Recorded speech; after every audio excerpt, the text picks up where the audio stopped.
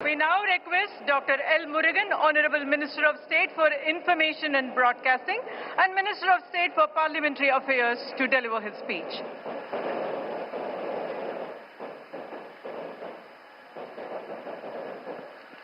தென்னிந்திய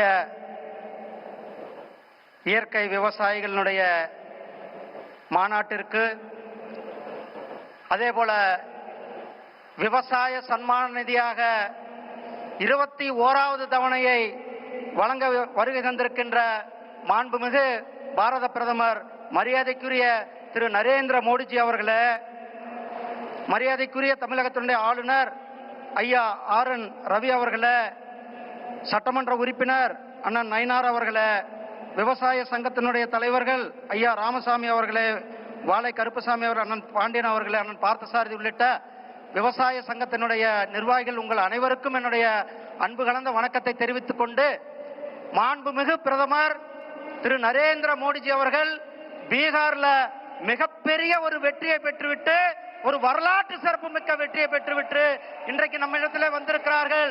அவருக்கு தமிழகத்தின் சார்பில் நாம் எல்லாம் மிகப்பெரிய ஒரு வரவேற்பை கொடுப்போம். சகோதரர்களே, நம்முடைய மாண்புமிகு பிரதமர் திரு நரேந்திர மோடிஜி அவர்கள் விவசாயிகளுடைய நலனுக்காக ஒவ்வொரு விவசாயிக்கும் தமிழ்நாட்டில், இந்தியாவில் 11 கோடி விவசாயிகள், தமிழ்நாட்டில் 22 லட்சம் விவசாயிகள், நம்மளுடைய கோயம்புத்தூர்ல 46,000 விவசாயிகளுக்கு வருடத்திற்கு 6,000 ரூபாய் நேரடியாக கொடுத்து கொண்டிருக்கிறார் நம்மளுடைய மாண்புமிகு பிரதமர் திரு நரேந்திர மோடிஜி அவர்கள்.